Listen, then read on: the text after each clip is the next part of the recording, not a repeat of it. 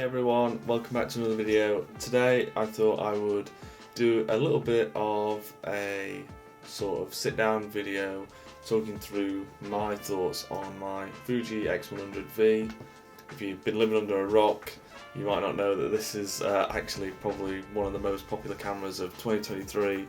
And yeah, I thought I'd just dive in and talk about my thoughts about the camera and why I've enjoyed using it and potentially some things that haven't been the best. But yeah, let's dive straight into it. So yeah, first off, I don't know if you're maybe a subscriber around here or if you're new to the channel, but yeah, I just wanted to apologise for the lack of videos last year. I kind of had this idea in my head, well, I wanted a commitment to try and upload as many videos as I could to YouTube. But yeah, with work and I think I was just not fully in the rhythm of making videos, so I just kind of fell behind on that. And yeah, I think I have some videos that I did film last year, just never got round to editing. This is one of them, the B-roll for this I shot at the beginning of last year. So yeah, I'm kind of glad to finally get a talking sequence on this, let you know my thoughts and put it all together, because I feel like this is a video that probably a lot of people are interested in because, like I say, this camera is so popular. So yeah, we'll get straight into talking about my experience with the camera. And I think first off we'll get into some of the things that I do actually love about this camera. And why I actually would highly recommend it to anyone who's looking to get one of these small compact little personal cameras. So yeah, the number one thing, which is kind of going to be the obvious thing that I think most people would say, is the size. I mean, this camera is tiny. The footprint is next to nothing, and I do have a lens hood on it. I took it off for the purpose of this video just to show you how small it is. But yeah, the size is amazing. The weight as well is it's so light, and when you're used to lugging around a big camera bag full of bodies, lenses, drones, it can kind of get a little bit too much at times. So just having this little camera to swing around your neck, or even if you're putting it in a little day bag and it doesn't weigh anything. The size thing also goes into another point that probably I would make, is that a lot of the moments that I've gone out and took pictures of people or my family, or in kind of settings where if I pulled out my Sony with a 35mm on, it's quite a big camera and it can be quite intrusive and quite intimidating to pull out in certain settings, whereas this tiny little camera, I feel like that it's almost as small as a phone, and a lot of people never really notice when you can be snapping away getting little photos, and I think they're the ones that taken on the spur of the moment, and they're something that maybe we'll cherish forever. And I don't think that's something that you could get with, maybe it is something you could get with a bigger camera, but you won't be able to do it in kind of the same way. And that's one of the whole reasons that I wanted this little camera, was because I wanted something that was not going to be intrusive and people could feel more relaxed around. So yeah, that was one of the big things for me. I think the next one is the recipes, the Fuji recipes. I had absolutely no idea that they existed or that they were inbuilt to this camera, so that shows you how much I knew about the camera. But yeah, as soon as a friend told me, and I looked them up online, I kind of got stuck into them, and I used them a lot at the end of last year, shooting JPEG and RAW simultaneously. So I was having that recipe version, but also the RAWs in case I wanted to go in and edit them.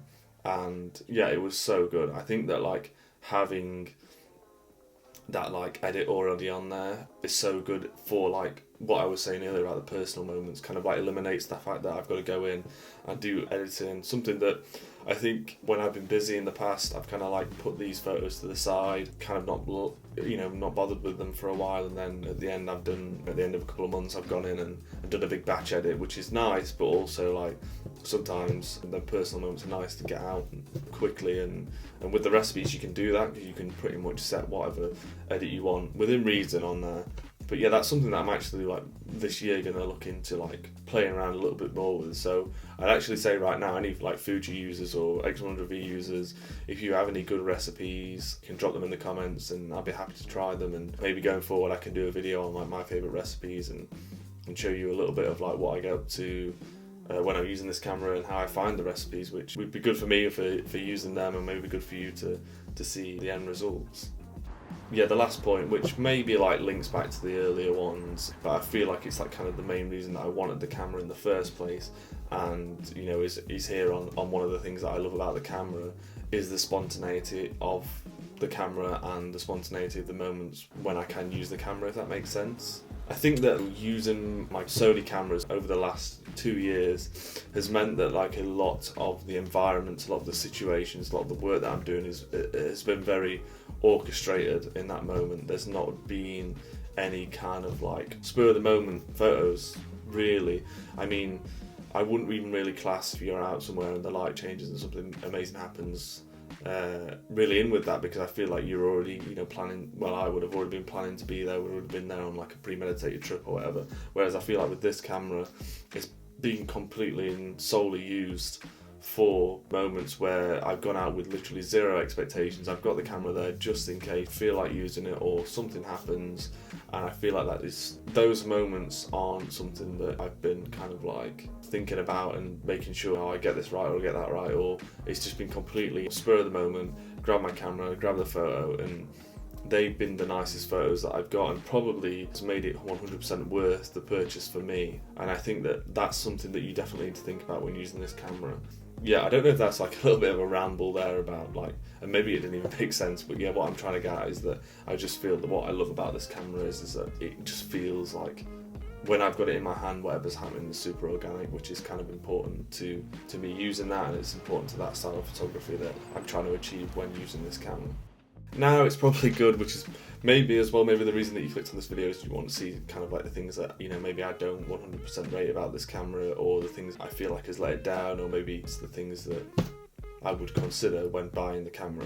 So yeah, number one about this camera is the fact that if you've got your heart set on buying it and you want it, then you're going to have a really hard job. I think, last year this camera just went crazy. Luckily, like I said, I bought mine, what was it, like April 2022, kind of like before the hype. Whereas last year I just had so many friends who wanted to buy this camera and they just had no luck whatsoever. I don't know if that is because Fuji are gearing up for a new X100 something release and they're not wanting to kind of like release any more of these, or they're making they're doing like a batch manufacture where they're just going to release a load at one time. I don't really know, but I think that's the main thing for me. If you've got your heart set on this camera and you really want it, you're gonna like maybe have to be waiting a long time before you can get your hands on one now. But there are other options. I mean, look into it. I think there's like some other Fuji cameras where you can pair a lens onto it that emulates this camera, and it probably is just as good. So yeah, I think that would be the number one drawback, the fact that this camera is just not readily available.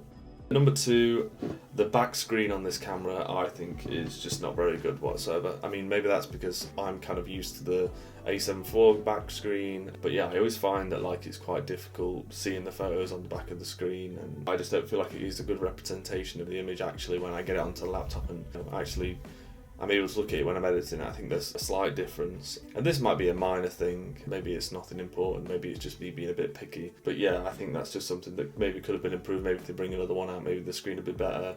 I think it would also be good if I'm used to like the flippy screen now on the A7 IV. I mean, sometimes it's a little bit annoying that camera doesn't have it, but these are all like maybe minor things that aren't going to put you off buying the camera, but I do feel like it's important to mention that. Yeah, and then the last one, maybe another minor one that could be sort of, but it's the battery life. I just feel like the battery life on this is pretty horrendous. And yeah, I could just go and buy multiple of the batteries, and that's probably what I should do. And I just find that like sometimes I've been out and it's not even been able to last the day. And even though you can charge it by USB-C, which is quite handy, when we were travelling in Asia, I managed to do that a couple of times, which did actually save me. But yeah, the batteries aren't very good, and I think having used like Sony's where they are just a little bit better, maybe all the mirrorless camera batteries are just a little bit better than this, but yeah, I think once you get used to one and then you go to like this little battery here, it does the comparison. You are going to make a comparison, and sadly it can be sometimes a little bit negative, but yeah, I think maybe they're my bad points to the camera. Maybe you think that they're not worth even mentioning, but I felt like I had to provide a little bit of balance on this. I didn't want to just say there was all good things about the X100V, but hopefully that's given you a little bit of an understanding into the camera itself, why I like it, why I don't, why I chose to buy it, and maybe it can help you decide whether you want to buy this camera. Yeah, I'd be interested to know your thoughts on these style of videos, me sat down talking a little bit more. I have a whole bunch of ideas of maybe what I could talk through. Maybe it's through my journey into becoming a full-time photographer, or maybe even just like sat down doing a breakdown of like my edits on certain photos from certain trips. So yeah, be interested to know your thoughts below, whether you're interested in this camera, whether you're thinking about buying it, and yeah, just have a general discussion about it. And yeah, if you're not subscribed already, make sure you do. I'm hoping to become more consistent with this channel. So yeah, thanks so much for watching everyone, and I hope you have a great day.